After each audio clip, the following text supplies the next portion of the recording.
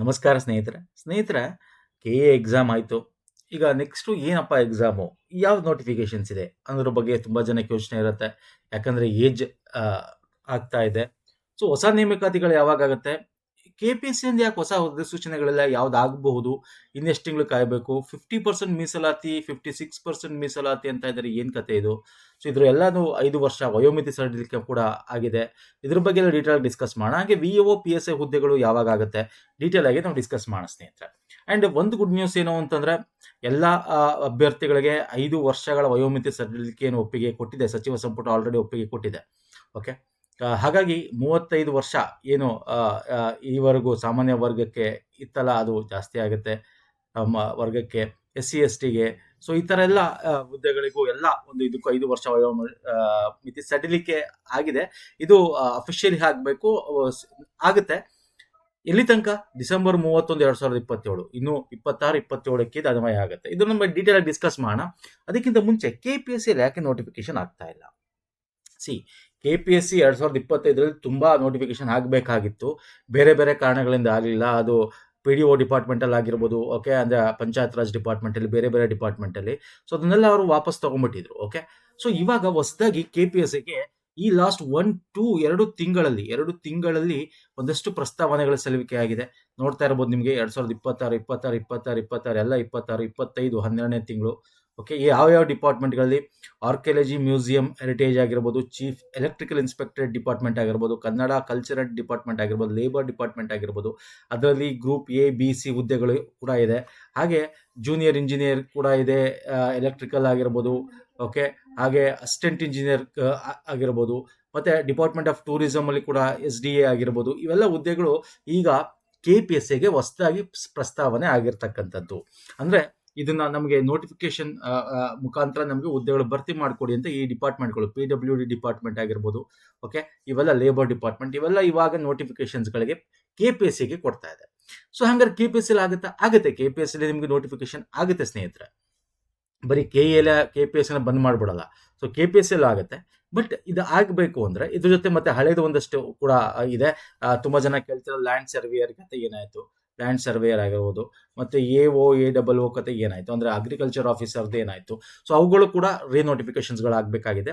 So ಈಗ K P S ಅಲ್ಲಿ ಒಂದಷ್ಟು ಹುದ್ದೆಗಳು ಬರುತ್ತೆ. ಓಕೆ, ಆಗುತ್ತೆ. ಯಾವಾಗ ಆಗುತ್ತೆ?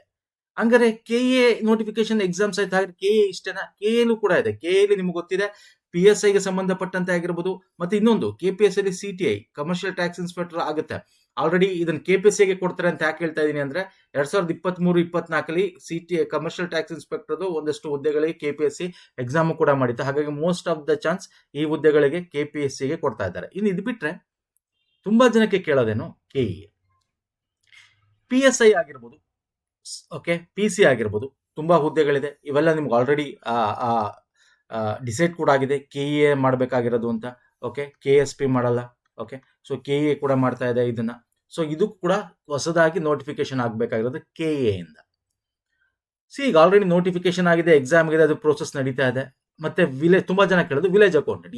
ವಿಲೇಜ್ ಅಕೌಂಟೆಂಟ್ 500 ಹುದ್ದೆಗಳು ಏನಿದೆ ವಾರ್ಷಿಕವಾಗಿ ಮಾಡಬೇಕು ಅಂತ. ಲಾಸ್ಟ್ ಇಯರ್ದ ಇನ್ನು 500 ಹುದ್ದೆಗಳು ಪೆಂಡಿಂಗ್ ಇದೆ 2025-26.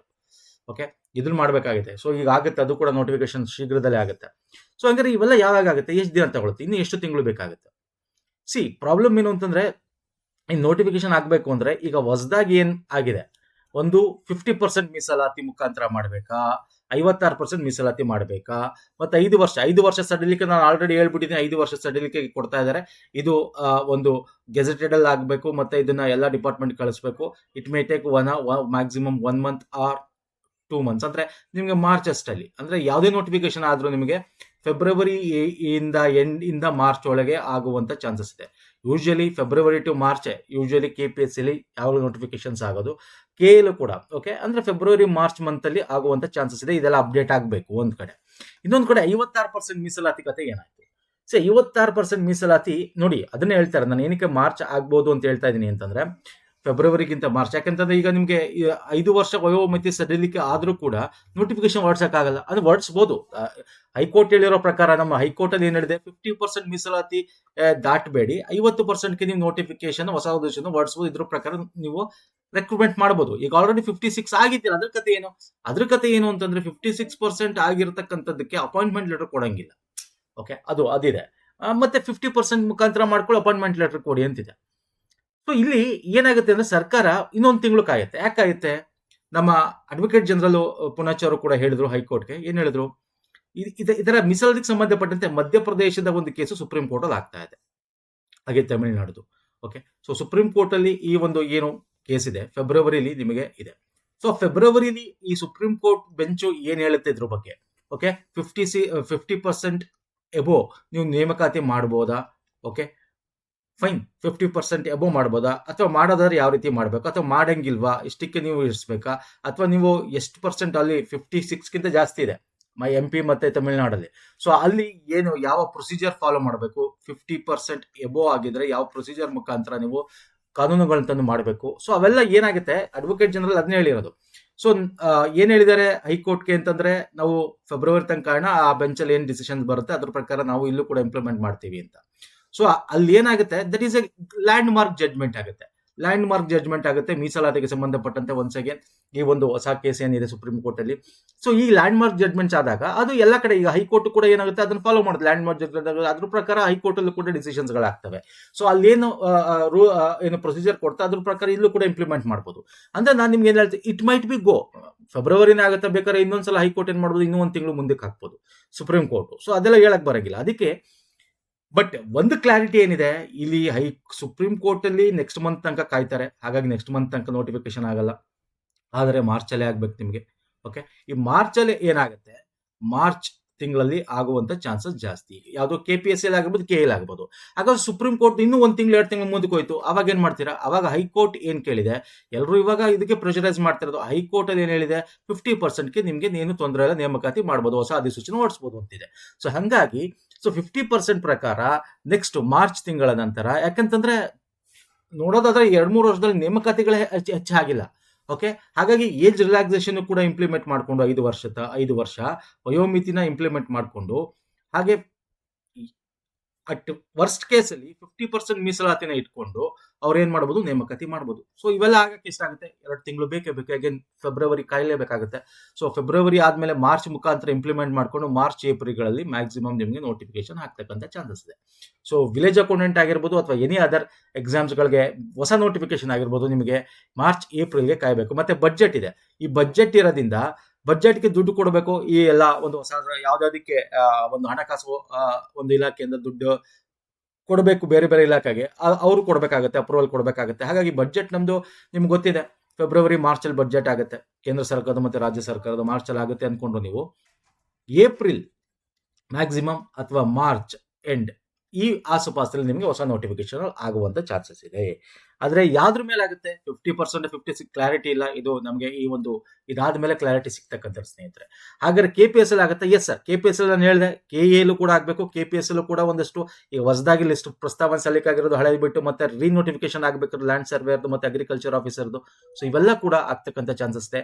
ನೀವು ಏನ್ ಮಾಡಬೇಕು ಅಂತಂದ್ರೆ, ಇದನ್ನೆಲ್ಲ ಅಲ್ಲಲ್ಲಿ ನೀವು ನ್ಯೂಸ್ಗಳನ್ನ ಅಪ್ಡೇಟ್ ಮಾಡ್ಕೋತಾ ಇರಬೇಕು. ನಮ್ಮ ಟೆಲಿಗ್ರಾಮ್ ಅಲ್ಲೂ ಅದನ್ನ ಶೇರ್ ಮಾಡ್ತೀವಿ. ಅದ್ರ ಬಗ್ಗೆ ಇನ್ಫಾರ್ಮೇಶನ್ಸ್ ಯೂಟ್ಯೂಬ್ ಟೆಲಿಗ್ರಾಮ್ ಅಲ್ಲಿ ಹಾಕ್ತಾ ಇರ್ತೀವಿ. ಜೊತೆಗೆ ನೀವು ಓದಬೇಕಾಗಷ್ಟೇ. ಏನಂದ್ರೆ ನಿಮಗೆ ಈಗ ಏನಂತಂದ್ರೆ ತುಂಬಾ ಜನ ಕೇಳ್ತಾರೆ, ಸರ್ ಇದನ್ನ ಕಾಯ್ಕೊಂಡಿರಕ್ಕಲ್ಲ. ಎಸ್ ಸರ್, ನೀವು ಪ್ರೈವೇಟ್ ಜಾಬ್ ಮಾಡ್ತೀರಾ, ದಯವಿಟ್ಟು ಮಾಡಿ ನಾನು ಹೇಳ್ತೀನಿ. ಅಥವಾ ಹುಡುಕ್ತೀಯ ಪ್ರೈವೇಟ್ ಜಾಬ್ ಇಲ್ವಾ, ಹುಡುಕಿ. ಪ್ರೈವೇಟ್ ಜಾಬ್ ಮಾಡ್ತಾ ಗೌರ್ಮೆಂಟ್ ಜಾಬ್ ಪ್ರಿಪೇರ್ ಆಗಿ ಅನ್ನೋದು ನಮ್ಮ ಅನಿಸಿಕೆ. ಓಕೆ, ಯಾಕಂದ್ರೆ ಇವೆಲ್ಲ ಇರೋದ್ರಿಂದ. ಅಥವಾ ಇಲ್ಲ ನಾನು ಗೌರ್ಮೆಂಟ್ಗೆ ನಾನು 100% ನಾನು ಶೋರ್ ಇದ್ದೀನಿ. ಎಸ್, ಶೋರ್ ಇದ್ರೆ ಕೂತ್ಕೊಳ್ಳಿ, ಓದಿ. ಟೈಮ್ ದಿಸ್ ಇಸ್ ನಿಮಗೆ ಕುಶನ್.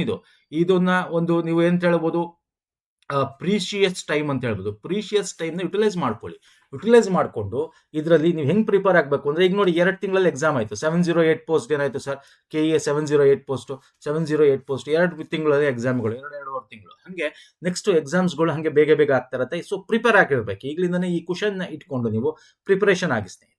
ಓಕೆ, ಒಂದಷ್ಟು ಇನ್ಫಾರ್ಮೇಶನ್ಸ್ ಕೊಟ್ಟಿದ್ದೀನಿ. ಸೊ ಯಾವಾಗ ಆಗ್ಬೋದು ಅಂತಕ್ಕಂಥದ್ದು ನಮ್ಮ ಒಂದು ಎಕ್ಸ್ಪೀರಿಯನ್ಸ್ ಇದೆ ಹೇಳ್ತಾ ಇದ್ದೀನಿ. ನೋಡೋಣ ನೆಕ್ಸ್ಟ್ ಏನಾಗುತ್ತೆ, ಈ ಕೇಸ್ಗಳು ಏನಾಗುತ್ತೆ ಮೀಸಲಾತಿ ಅಂತ ಅದ್ರ ಮೇಲೆ ಕೂಡ ಡಿಪೆಂಡ್ ಆಗುತ್ತೆ. ಬಟ್ 50% ಅಂತೂ ವರ್ಸ್ಟ್ ಕೇಸಲ್ಲಿ ಮಾಡಲೇಬೇಕು. ಹಾಗಾಗಿ ಮಾರ್ಚ್, ಏಪ್ರಿಲಲ್ಲಿ ಆಗುವಂಥ ಚಾನ್ಸಸ್ ನೋಟಿಫಿಕೇಷನ್ಸ್ ಇದೆ. ಸೊ ನೆಕ್ಸ್ಟ್ ವಿಡಿಯೋದಲ್ಲಿ ಪುನಃ ಸಿಗ್ತೀನಿ.